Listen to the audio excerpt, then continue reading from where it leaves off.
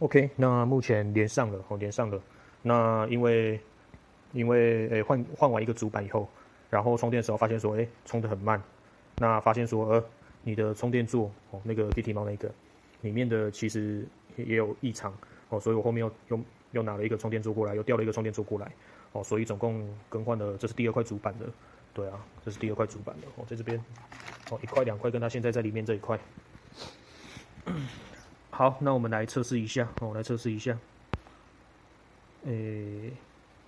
开始。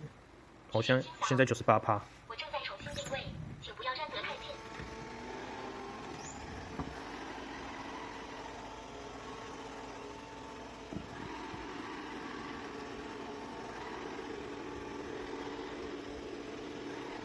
检测到新环境，开始全新清洁工作。检测到新环境 ，OK。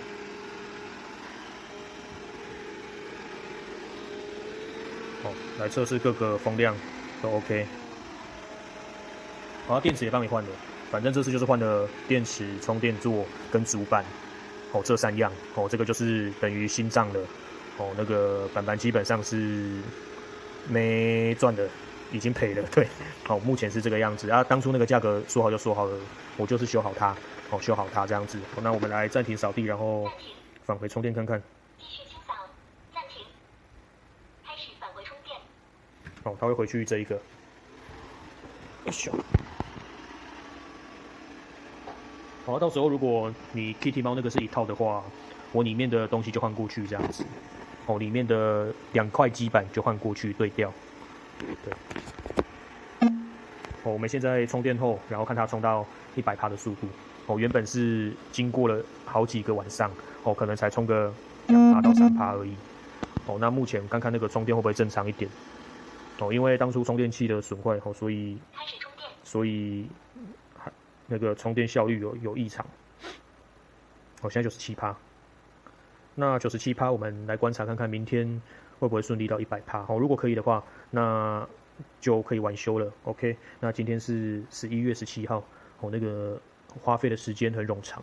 那个不好意思，对啊，那个时间上因为料件一直在做更换，没有想到说那个充电座也坏了这样子因为它是可以充的，只是初始状况它是一直报说开始充电那个我录影给你看，就是一直不停的报开始充电这样子。那可能就是那个当下那个新换的主板就是烧坏了导致说又再买一个主板，然后也买了一个充电座。